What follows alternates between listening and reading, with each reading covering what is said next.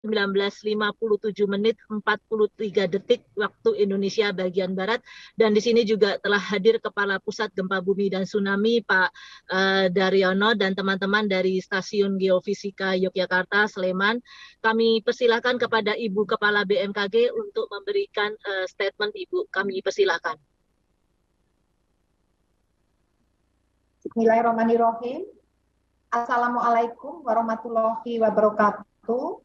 Rekan-rekan media dan Bapak Ibu sekalian, perlu kami sampaikan bahwa pada hari ini Jumat 30 Juni tahun 2023 pukul 19:57 menit 43 detik waktu Indonesia Barat telah terjadi gempa bumi di wilayah Samudra Hindia Selatan Jawa, daerah Istimewa Yogyakarta.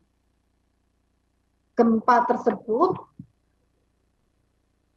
memiliki kekuatan 6,0 ya. Awalnya adalah 6,4, kemudian diupdate 6,0 magnitudonya, dan kedalaman awalnya 67 km, dan maaf saya ulangi, kedalaman awal adalah 25 km, data terupdate adalah 67 km.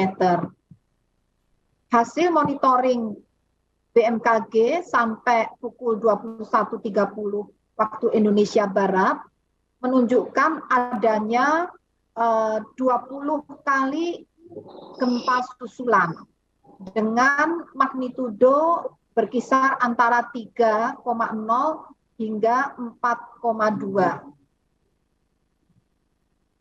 Nah, kemudian selain itu perlu disampaikan pula, dengan memperhatikan lokasi epicenter dan kedalaman hiposenternya, maka gempa bumi yang terjadi merupakan jenis gempa bumi menengah atau kedalaman menengah akibat adanya aktivitas tumbukan lempeng Indo-Australia yang menumbuk ke bawah lempeng benua Eurasia. Saya ulangi, akibat adanya subduksi atau tumbukan lempeng samudra Indo-Australia atau lempeng samudra Hindia yang menumbuk masuk ke bawah lempeng benua Eurasia. Hasil analisis mekanisme sumber menunjukkan bahwa gempa bumi memiliki mekanisme pergerakan naik atau patahan naik. Kemudian gempa bumi ini dirasakan guncangannya di beberapa wilayah, yaitu yang pertama di Bantul, Kabupaten Bantul, kemudian Tulung Agung, Nganjuk, Kebumen, Ponorogo, Pacitan, Trenggalek dengan skala intensitas skala MMI, yang artinya dirasakan oleh banyak orang, baik yang berada di dalam ataupun di luar rumah. Kemudian juga guncangan dirasakan dengan intensitas 3 hingga 4 MMI di wilayah Karangkates, Klaten, Kediri, Kulon Progo, Wonogiri dengan intensitas tadi 3 hingga 4 skala MMI. Selanjutnya dirasakan dengan skala guncangan atau intensitas 3 MMI, artinya getaran dirasakan seperti seakan-akan ada truk sedang lewat, yaitu dirasakan di wilayah Banjarnegara, Purbalingga, Purwokerto, Mojokerto, Pacitan, Gresik, Malang, Salatiga, dan Jepara. Guncangan dirasakan pula dengan skala intensitas 2 hingga 3 MMI di wilayah Lumajang, Ngawi, Blora, dan Bandung. Gempa bumi ini mengakibatkan kerusakan ringan hingga sedang, yaitu di wilayah Kecamatan Piyungan, Kasihan, Kabupaten Bantul, kemudian di Desa Jetis, jadi Bantul itu daerah Istimewa Yogyakarta, juga di Desa Jetis Kidul, Kecamatan Arjosari, di daerah Istimewa Yogyakarta, juga di Kabupaten Pacitan, dan juga Kabupaten Pacitan, khususnya di Kecamatan Pracimantoro, serta di Kabupaten Wonogiri. Selain itu juga terjadi kerusakan ringan di Kecamatan Wedi, Kabupaten Klaten, juga di Kecamatan Tepus, Kabupaten Gunung Kidul, dan Kecamatan Piyungan, Kabupaten Bantul. Ini semuanya kerusakan ringan, serta Kecamatan Kasihan, Kabupaten Bantul. Kemudian kami perlu merekomendasikan bahwa masyarakat diimbau untuk tetap tenang tetapi waspada. Gempa susulan masih mungkin akan terjadi. Masyarakat diminta mewaspadai kemungkinan terjadinya gempa susulan signifikan yang berpotensi menimbulkan kerusakan pada bangunan yang sudah lemah. Sehingga dihimbau untuk tidak menempati bangunan yang secara struktur sudah rusak. Masyarakat perlu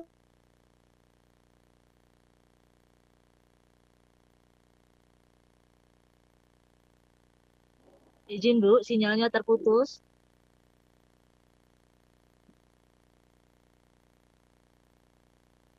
Mohon maaf teman-teman media, mungkin sinyal dari Ibu Kepala BMKG terputus. Izin Bu, suaranya di mute Bu. Mohon izin Bu, suaranya tidak terdengar ya. Ya. Halo, bisa mendengar? Ya, mungkin diulang kembali. Bisa mendengar? Bisa Bu. Ya. Ya. Jadi saya ulangi, masyarakat dihimbau agar tetap tenang tetapi waspada untuk kemungkinan terjadinya gempa susulan yang masih mungkin akan terjadi. Oleh karena itu, masyarakat diminta mewaspadai kemungkinan gempa susulan tersebut yang berpotensi menimbulkan kerusakan pada bangunan yang sudah tadi retak-retak ringan atau rusak ringan. Sehingga diminta untuk tidak menempati bangunan yang secara struktur sudah rusak. Kemudian yang kedua, masyarakat juga diimbau untuk tetap waspada dengan kawasan perbukitan atau tebing curam karena gempa susulan dapat juga memicu terjadinya longsoran atau runtuhan batu.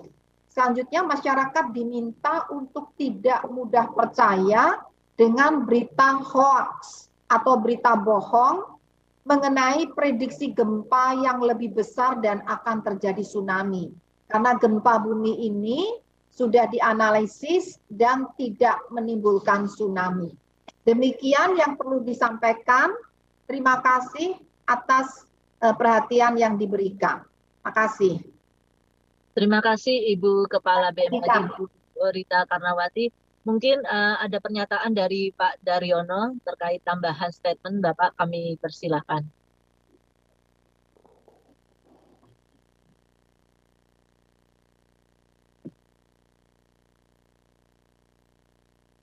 Cek Pak Daryono. Ya, terima kasih Mbak Ririn. Mohon izin Ibu Kepala BMKG, mohon izin menambahkan bahwa wilayah Yogyakarta ini merupakan kawasan seismik aktif dan kompleks karena baik dari laut maupun darat terdapat sumber gempa yang potensial. Dari laut terdapat zona subduksi yang memiliki potensi magnitudo tertarget mencapai 8,7 dan di daratan terdapat sesar opak yang cukup aktif dan bisa memiliki magnitudo target mencapai 6,6. Jadi kalau kita melihat sejarah, sejak tahun 1800 itu zona megatrust di Yogyakarta sudah memicu gempa sebanyak 12 kali. yang terakhir pada 2 September 2009 berkekuatan 7,8 di Selatan Jawa Barat. Gempa malam ini merupakan alarm mengingatkan kita bahwa zona subduksi Selatan Jawa memang masih aktif ya.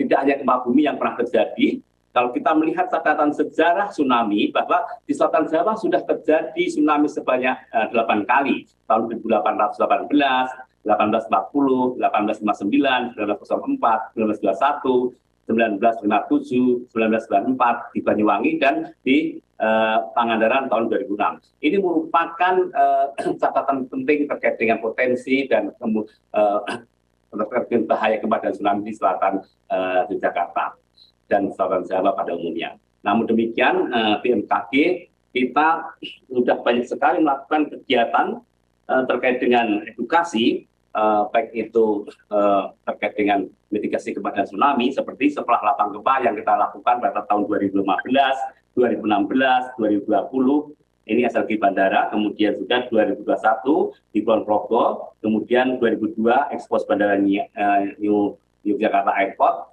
Juga kita BMKG sudah mengedukasi masyarakat siaga tsunami di Kemadang dan di Pantai Glaga. Ini merupakan upaya BMKG di dalam meningkatkan kapasitas masyarakat pesisir untuk menghadapi gempa dan tsunami. Demikian Ibu Kepala.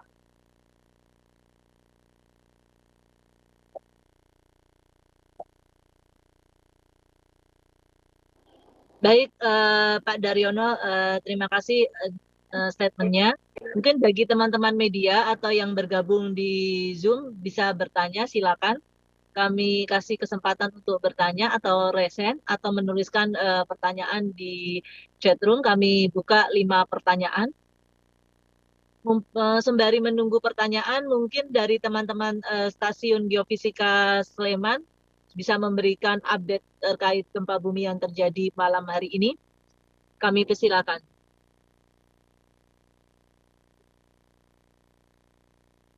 Teman-teman dari Stasiun Geofisika, Kepala Stasiun Geofisika Sleman Yogyakarta atau BBBD setempat.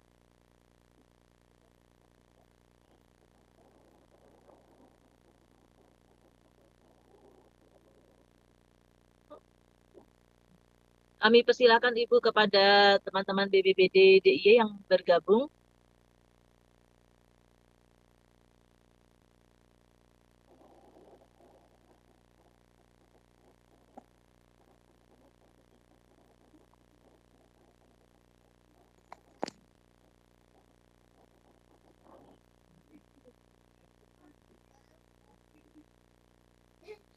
Apakah dari BPPD sudah diundang, Mbak? Sudah Bu, tadi ada yang beberapa sudah bergabung Bu. Ini kok nggak ada suaranya? Dari Kepala Stasiun Geofisika mungkin bisa memberikan statement. Bisa terdengar suara saya Ibu? Bisa. Oke, ini mungkin ada pertanyaan. Tadi disampaikan. Halo Ibu. Sudah disampaikan tadi. Sudah disampaikan, sudah cukup. Oke, siap Ibu. Ini mungkin ada silakan kalau ada pertanyaan. Siap. Ini dari Yayasan Project Hope. Mungkin ini terkait dampak dari kerusakan dan kerugian. Tadi seperti yang sudah dijelaskan Ibu, mungkin bisa diulang kembali Ibu izin terkait skala MMI-nya. Kami persilakan Ibu. Ya, ditanyakan lagi. Ya, baik. Jadi perlu kami sampaikan sekali lagi bahwa dampak dari gempa bumi ini menimbulkan guncangan, yaitu dirasakan di daerah Kulon Progo, Bantul, Nganjuk, Kebumen, Ponorogo dengan skala intensitas 4 MMI. Artinya dirasakan oleh banyak orang baik di dalam ataupun di luar rumah. Kemudian guncangan dirasakan juga di wilayah Kediri dan Mojokerto dengan skala intensitas 3 MMI. Artinya getaran dirasakan di dalam rumah seakan-akan seperti ada truk berlalu. Kemudian juga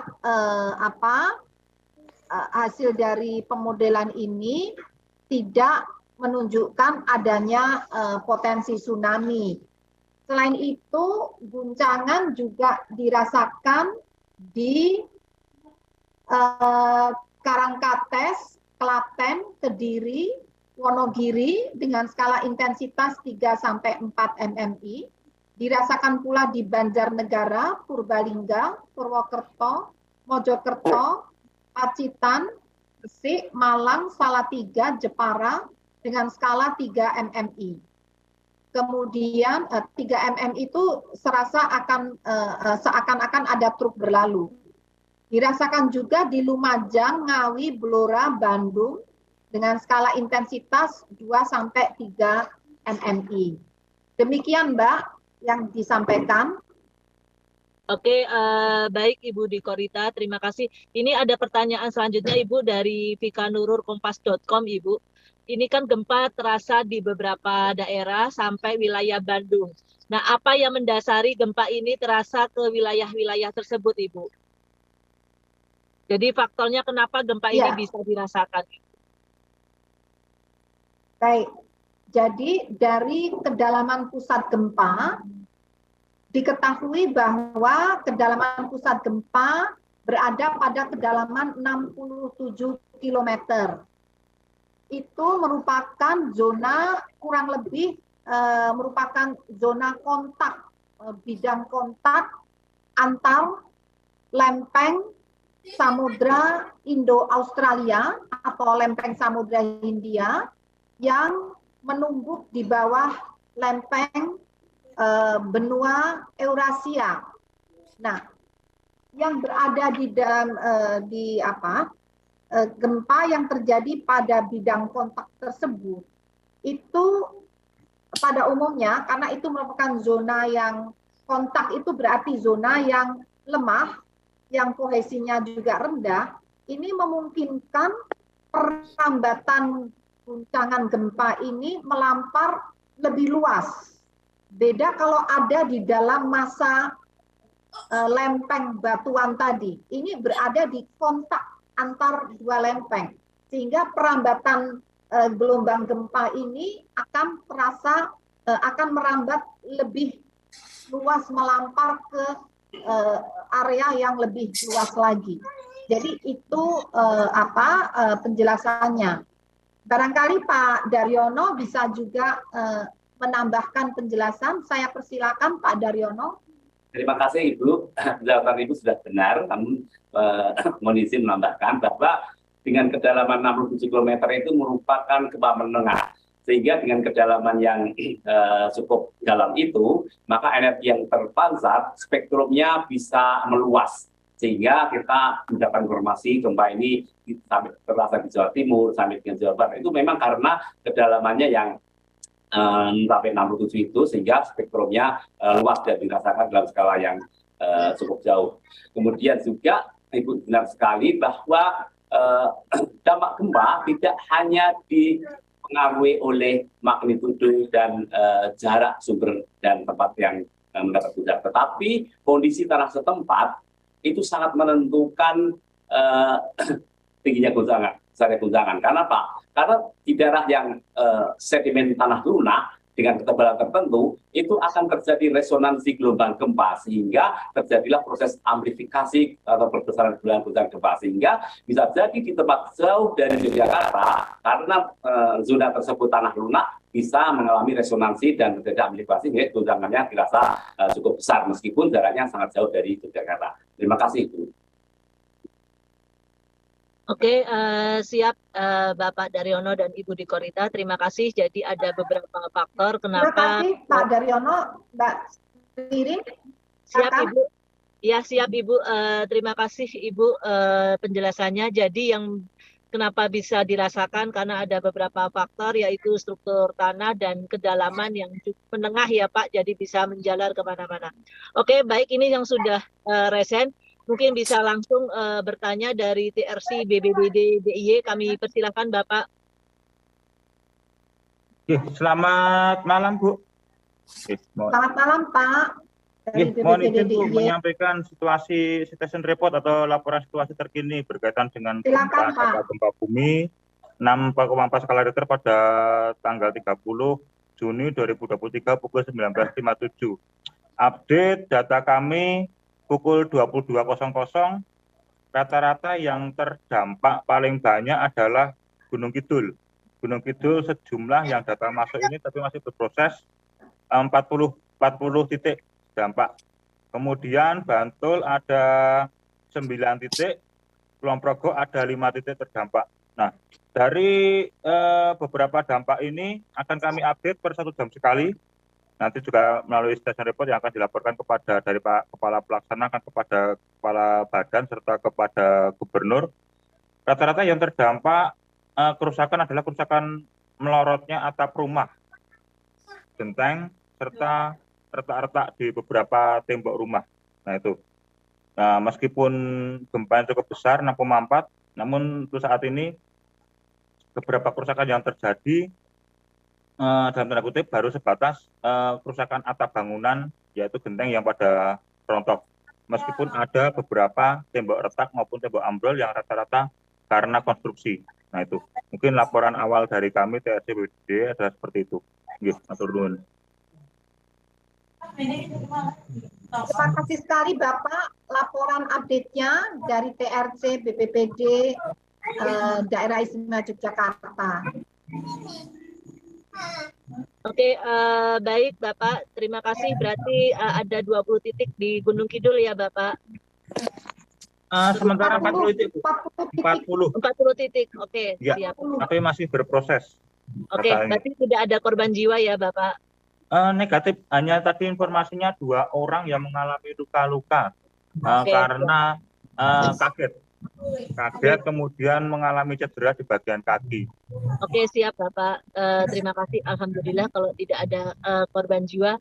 Mungkin lanjutnya Denisa dari rri.com, Ibu bertanya, mungkin konfirmasi kembali berapa jumlah update gempa susuran dan dalam sejarah gempa bumi yang ada di Yogyakarta itu kira-kira gempa susulan itu terjadi berapa kali Bapak dan Ibu? Kami persilakan penjelasannya dari Ibu Dwi Korita Karnawati.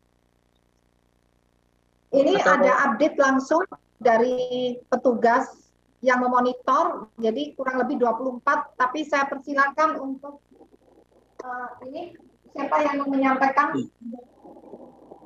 Bentar. Ya, mohon izin Ibu. Ya. Mohon izin Ibu melaporkan terkait dengan gempa susulan. Ya. Untuk saat ini sudah ada 25 kali gempa susulan dengan magnitudo 2,8 sampai dengan 4,2. Ulangi, Mas. Ya, baik Ibu. Laporan update gempa susulan sampai saat ini tercatat 25 kali gempa susulan dengan magnitudo 2,8 sampai dengan 4,2. Terima kasih. Demikian, Mbak. Oke, siap Pak Budiarta. Terima kasih. Kira-kira kalau sejarah dalam gempa bumi di Yogyakarta itu gempa susulannya itu berapa kali Pak? Ini ada yang bertanya dari rri.com. Mungkin beliau belum jelas atau belum paham.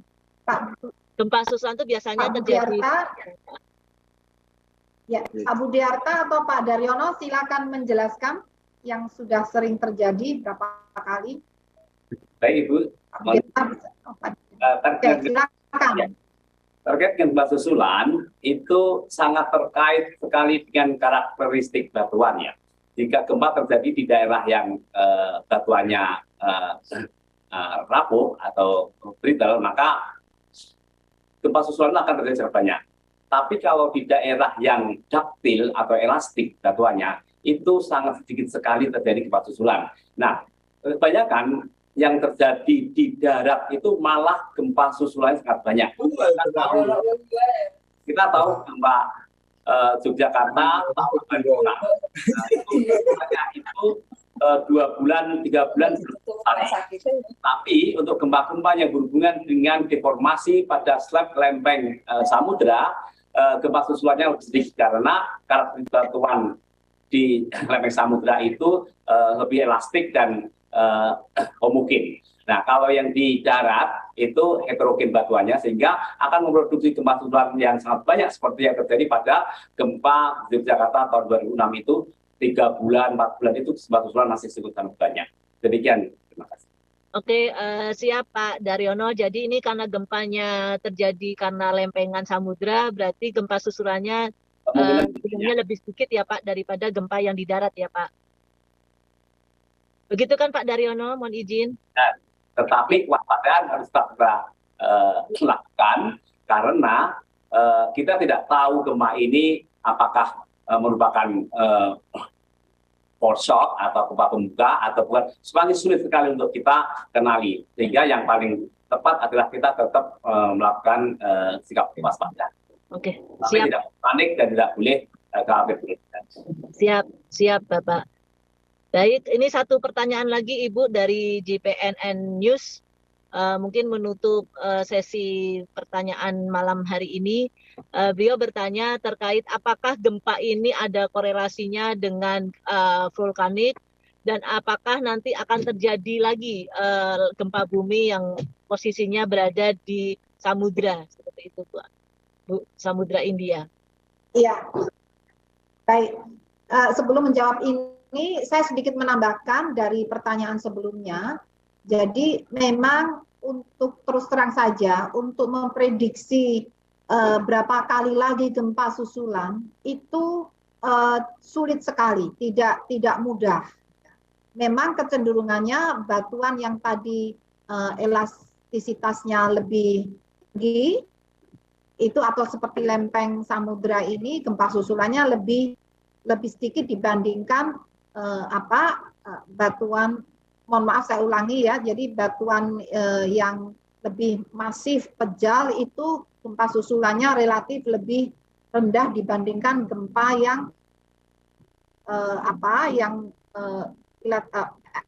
fleksibilitasnya lebih tinggi. Namun relativitas itu pun sangat sulit untuk diperhitungkan. Oleh karena itu lebih tepatnya kita selalu meskipun tenang tapi tetap waspada karena berada di wilayah yang rawan gempa bumi yang dapat terjadi gempa sewaktu-waktu dan tidak dapat diprediksi kapan. Jadi kita selalu diminta untuk menyiapkan baik rumah kita, perabotan kita, tempat evakuasi untuk keluar itu juga jangan sampai terhambat. Daripada kita memperkirakan, menghitung berapa lagi gempa yang akan terjadi. Karena itu sesuatu yang sulit untuk dilakukan. Lebih mudah untuk menyiapkan. Nah, untuk pertanyaan berikutnya, tadi menanyakan, maaf Mbak, ini kok udah hilang pertanyaan. Mbak bisa mengingatkan tadi di mana, di atas ya? Ya, di atas Bu. Jadi kedepannya bagaimana gitu ya? Ya, apakah ini ada korelasinya dengan vulkanik, Bu? Mempengaruhi aktivitas vulkanik? Secara teori, kejadian tektonik atau tumbukan lempeng, yang tadi disampaikan bahwa di wilayah Jawa Tengah ini, atau DIY ini adalah tumbukan lempeng Samudra Indo-Australia menumbuk di bawah lempeng benua Eurasia. Nah, memang rangkaiannya dampak lanjut dari tumbukan lempeng selain mengakibatkan terjadinya patahan batuan atau patahan pada lempeng yang dimanifestasikan dengan pelepasan energi yang membangkitkan gempa bumi, ya, dapat juga mengakibatkan memicu terjadinya gerak-gerak magma karena tumbukan lempeng itu kan juga terjadi pergesekan antar batuan dan mengakibatkan pelelehan sebagian dari massa batuan yang menumbuk, dan pelelehan massa batuan itu akan tumbuh sebagai magma yang dapat mengisi rongga-rongga di dalam batuan, celah-celah yang akhirnya kalau ada kekuatan gas juga bisa memicu terjadinya aktivitas gunung api. Secara teori demikian. Namun secara faktual fenomena itu harus dimonitor tidak secara otomatis langsung pasti kalau ada gempa lalu diikuti erupsi gunung api. Tidak selalu. Nah, caranya bagaimana untuk mengetahui? Jadi baik gunung api dan gempanya dimonitor. Nah, dari monitoring gempa ini masih ada gempa-gempa susulan. Nah, ini perlu dicek dari monitoring gunung api. Nah, gunung api yang ada di sekitar lokasi gempa ini, misalnya Gunung Merapi.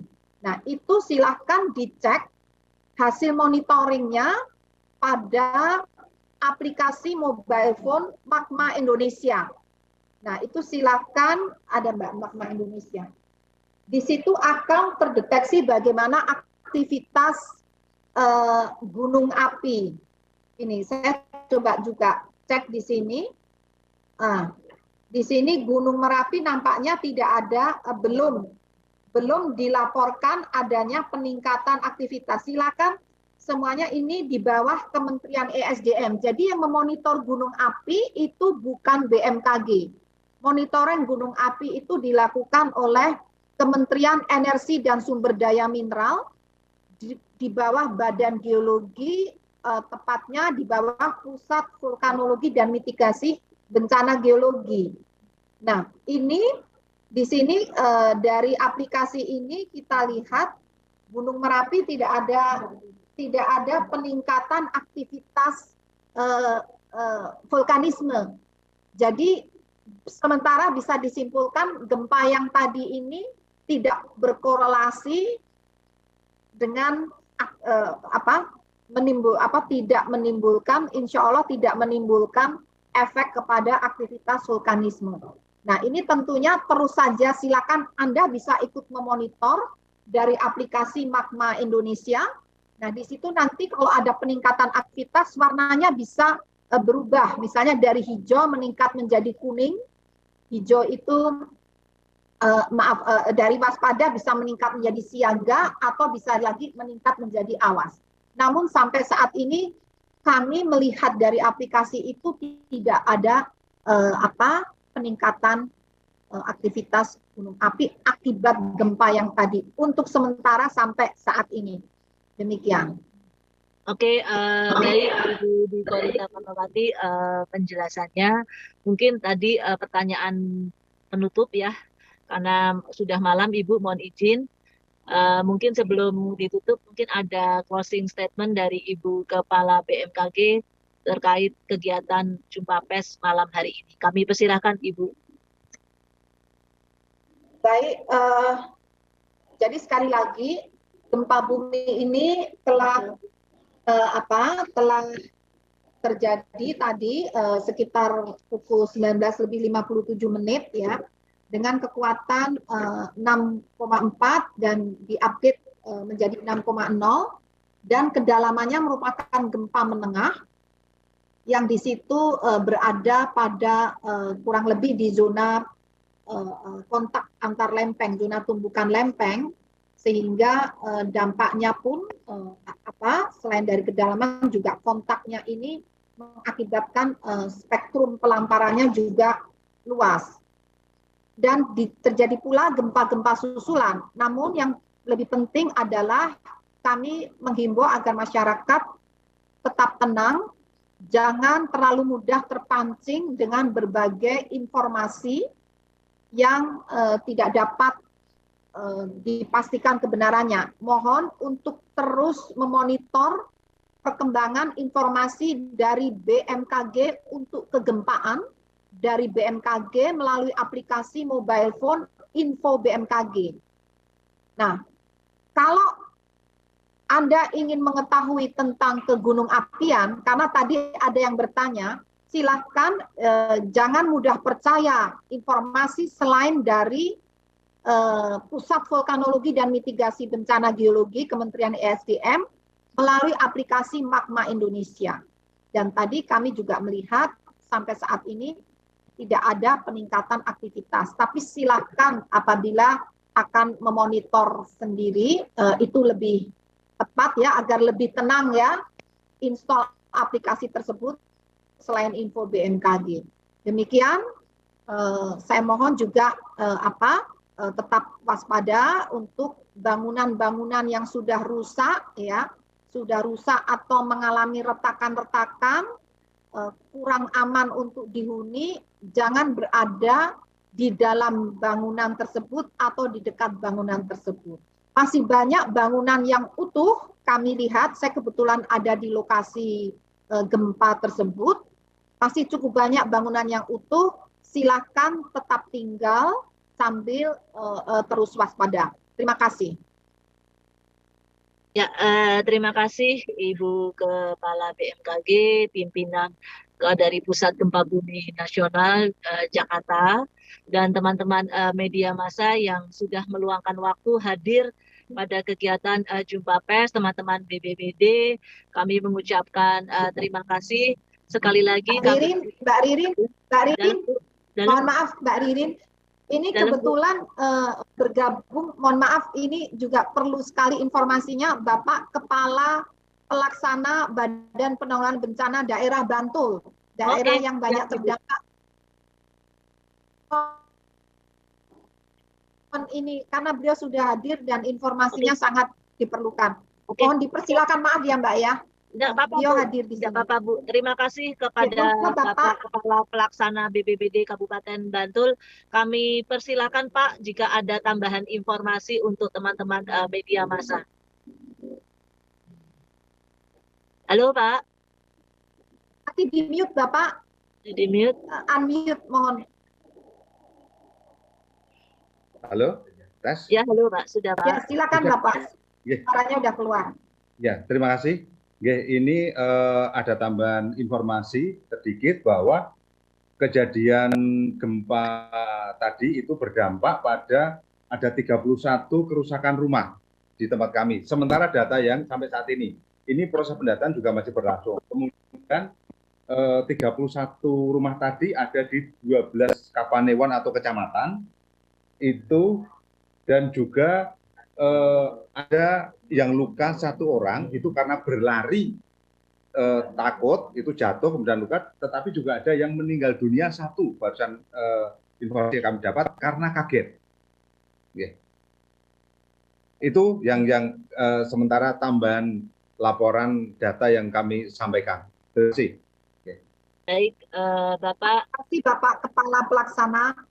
Monggo Mbak. Ya, baik Bapak Kepala Pelaksana BBBD Kabupaten Bantul, kami BMKG mengucapkan turut belasungkawa terhadap korban Budi Korita yang meninggal, sekaligus kami prihatin terhadap korban yang mengalami kerusakan tempat tinggal, terutama di Kabupaten Bantul dan Gunung Kidul. Mungkin sudah ya Ibu ya, kami tutup Bu. Mungkin nanti teman-teman dari BBBD. Terima kasih semuanya rekan media. Meneruskan dan BPBD. Ya, terima kasih teman-teman media. Sekali lagi kami mengucapkan sebagai mata rantai bencana yang tidak ada henti-hentinya menyebarkan informasi terkait kebencanaan khususnya kepada masyarakat, dan kami mohon kepada teman-teman media massa juga ikut mengatasi kabar bohong atau isu atau hoax yang tidak benar. Baik, kami sekali lagi mengucapkan terima kasih, selamat menikmati akhir pekan yang masih tersisa, dan bagi warga yang terkena kerusakan kami mengucapkan ikut prihatin dan belasungkawa. Baik Ibu, kami ucapkan terima kasih sekali lagi. Assalamualaikum warahmatullahi wabarakatuh. Waalaikumsalam warahmatullahi wabarakatuh. Terima kasih. Waalaikumsalam warahmatullahi wabarakatuh. Terima kasih. Kasih ya. Siap Ibu, salam sehat selalu teman-teman. Terima kasih ya Mbak Riri. Siap Ibu, terima kasih Pak Daryono.